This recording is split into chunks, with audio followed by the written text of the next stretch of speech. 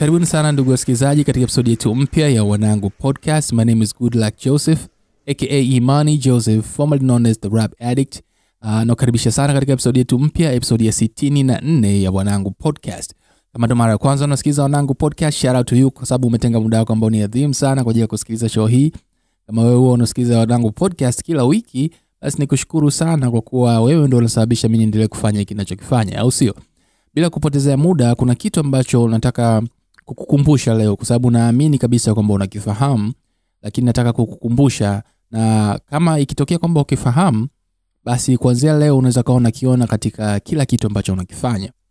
Na kitu hicho ni concept moja ndogo sana ambayo inasema kwamba mara nyingi tunapokuwa tunaweka viashiria fulani ili viweze kutuonyesha kwamba jambo fulani linafanyika kwa usahihi au la, basi viashiria hivyo ugeuka kuwa kikwazo au ugeuka kuwa mtego ambao unasababisha sisi tushindwe kufanya lile jambo ambalo tunataka kulifanya kiufasaha zaidi.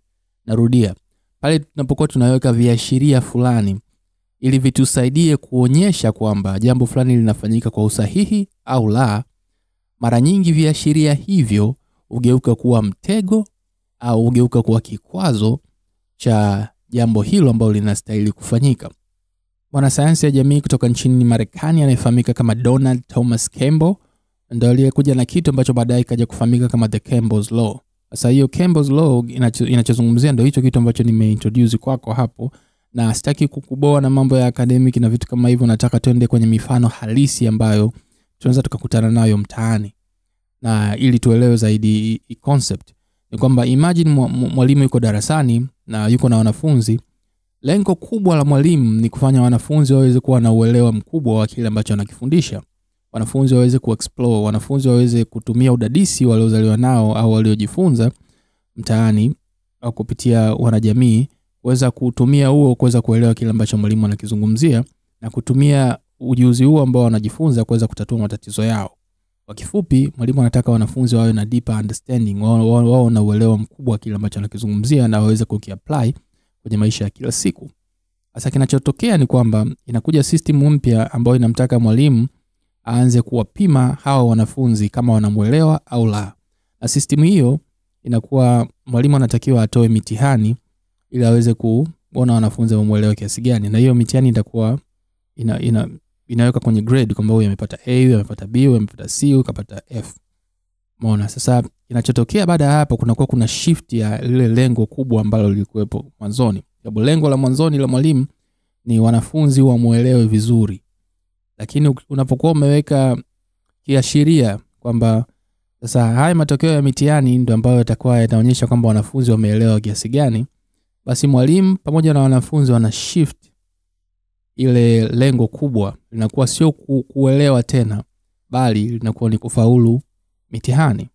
Na ndio hapo hiyo Campbell's Law inasema kwamba the more a social indicator is used for decision making, the more it becomes subject to corruption, and the more it distorts the very process it meant to monitor.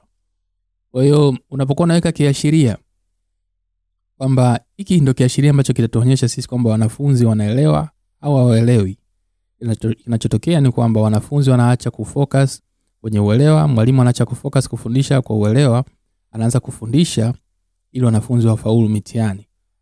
Wanafunzi na wenyewe wanaanza kusikiliza ili wafaulu mitihani. Kwa hapo inakuwa vinatokea vitu kama kuanza kukariri formula au kanuni mbalimbali ili tu ukafaulu mtihani. Kwanza kurehearsal test strategies mbalimbali za kufaulu mitihani na vitu kama hivyo. Wengine wanaingia mpaka kwenye kucheat ili waweze kufaulu mitihani.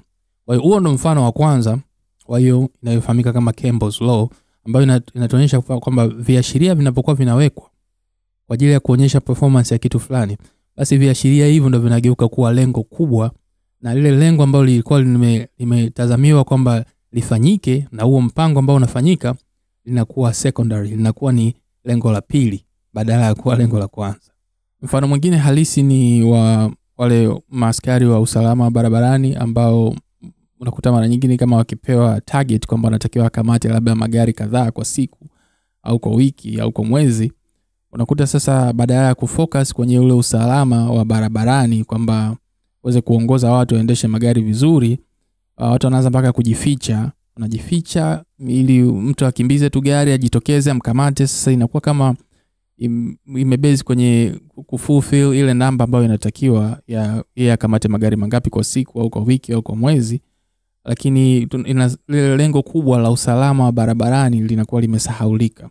Na hii ndo ambayo ndo point kubwa ambayo the Campbell's law inazungumzia. Lakini so far I think mtakuwa umeshaelewa kwamba the concept kwamba inachozungumzia kwamba unapokuwa unaweka viashiria, unapokuwa unaweka metrics, social metrics za kupima performance ya kitu fulani, mara nyingi zinakuwa zina take over ile mission ambayo inatakiwa kufanyika.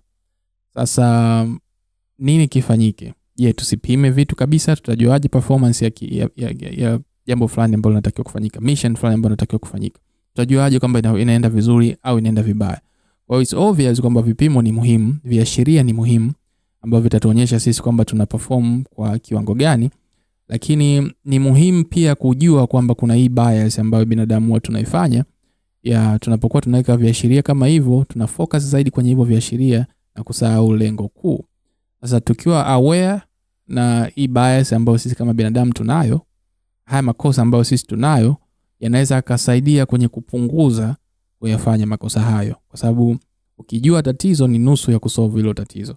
Unapokuwa unajua kwamba una tatizo fulani, hata kama hujapata njia ya kusolve hilo tatizo kwa 100%, lakini ile bare awareness ya kwamba najua kuna hili tatizo inaweza kusaidia kuregulate katika namna ambavyo tuna perform, katika namna ambavyo tunafanya mambo yetu. Jambo lingine ni kwamba tusitumie kipimo kimoja au tusitumie kiashiria kimoja kwenye kufanya jambo. Mfano kwenye ule mfano wa shule ni kwamba isitumike mitihani tu kuweza kupima uelewa wa mwanafunzi. Tuangalie na vitu vingine kama ubunifu wa mwanafunzi. Anawezaje kufanya vitu kwenye dunia halisi, kwenye real world, yani ana real world skills gani ambazo anaweza kazi apply kwenye maisha yake ya kila siku. Lakini kipimo kisiwe kimoja tu kwamba tunapima uwezo wa mwanafunzi kwa kupitia mitihani peke yake, kwa sababu anaweza perform kwenye mitihani lakini akawa ameelewa katika namna ya kuapply hilo jambo kwenye uhalisia wa maisha kama yalivyo. Kwa hiyo inabidi tutumie multiple measures, tutumie vipimo tofauti ambavyo vitatuonyesha kama mwanafunzi ameelewa au hajaelewa. Hiyo pia itasaidia katika kuondokana na hii bias ya kupima kutumia kipimo kimoja au kiashiria kimoja katika kupima performance. Jambo lingine linaweza kawa ni kujiuliza kwamba je, hili ndo lengo kweli ambalo mimi nalisimamia?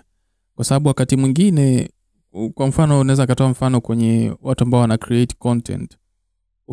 Ukibezi zaidi kwenye numbers kwamba okay, labda video yangu ina views labda 200 au 500 au 1000, ukasahau kwamba unatengeneza maudhui kwa ajili ya watu gani au kwa ajili ya kuleta impact gani, pia na yenyewe inarudi kule ina defeats the purpose. Kwa maana sasa una focus kwenye number tu, ambacho ni kitu ambacho kinaweza kufanya wewe utengeneze hata maudhui ambao hutaka kutengeneza, kwa sababu umeona tu kwamba hiki kitu nafikiri ndio kinafanya vizuri sasa hivi, kwa hiyo acha mimi nifanye hiki pia.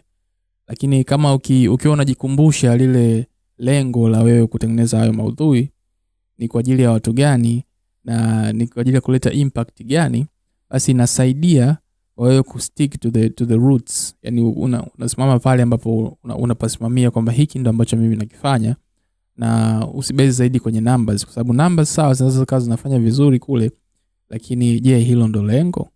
Sababu unaweza video ikafanya vizuri au maudhui yakafanya vizuri, lakini kwa lengo lingine au kwa ajili ya kitu ambacho ni tofauti na kile kitu ambacho wewe unakisimamia, au tofauti na ile falsafa ambayo wewe unaisimamia. Kwa hiyo nafikiri moja kati ya kitu ambacho inaweza kusaidia zaidi ni kuangalia the bigger picture, kwamba hiki ndio kitu ambacho nataka kufanya au hiki ndio kitu ambacho nataka kufanya. Kama ni mwalimu, kwamba lengo langu ni nini? Lengo langu nataka wanafunzi wanielewe. Na kama nataka wanielewe, lazima niwaangalie katika engo tofauti, sio tu test. Maana niangalie uelewa wao, wanajieleza vipi, kwa sababu mtu anaweza akafeli kwenye mtihani wa kuandika, lakini ukaanza kuongea naye vizuri kaona huyu kumbe amenielewa, sema tu labda ameshindwa kuwasilisha kwenye njia ya maandishi au ameshindwa kuiweka kwa namna ambavyo mimi nilikuwa nataka iweke, lakini kiuhalisia ni kwamba concept ameielewa. Au mwingine anaweza akashindwa kuandika, lakini ukamwambia afanye kitu fulani akakifanya vizuri kuliko hata yule ambaye amefaulu mtihani. Kwa hiyo nafikiri kuangalia the bigger picture, kwamba lengo hapa ni nini, na ujitahidi kutotoka kwenye lile lengo. Na hii inaweza ikafanyika hata kwenye personal level tu, kwenye vitu ambavyo tunavifanya kila siku, kwamba kama kiashiria unachokitumia kupima performance yako, je, kweli kina reflect lile jambo ambalo unataka kulifanya, au tu kimegeuka sasa kuwa ndo chenyewe ndo kitu pekee ambacho unakiangalia at that particular time. Kama tulivyoona kupitia hiyo mifano kwamba viashiria wakati mwingine vinaleta picha ambayo sio halisi sana. Kwa hiyo ni muhimu sana kuzingatia lile lengo halisi ambalo unataka kulifanya, na muda wote kujiuliza kwamba hili ndo lengo. Sawa, hii namba inaashiria kwamba nafanya vizuri au nafanya vibaya, lakini lengo hapa ni nini? Lengo haswa la hiki ambacho nakifanya ni nini? Ukiwa unajiuliza hilo swali mara kwa mara, inakusaidia wewe kwenye kustiki kwenye ile kitu ambacho unataka kufanya. Song of the week kwa wiki hii unatoka kwake Farid Kubanda aka Fid Q, kutoka katika album yake ya kwanza inaitwa Vina Mwanzo Kati na Mwisho, iliyotoka mwaka 2005, yenye jumla ya nyimbo 12. Katika nyimbo hizo 12 kuna wimbo namba 8 unaitwa Dunia Nzima, ambao ameshirikisha Mad Ice. Kwa wale wa Kongo wenzangu wanajua Mad Ice alikuwa na bonge moja la hit inaitwa Baby Girl miaka ya nyuma. Sasa wimbo huu ni sana album cut, nadhani haujawahi kutoka kama single. Kwa hiyo wale watu wanaosikiza album wanaujua, na kama hujawahi kusikiza nenda kausikilize.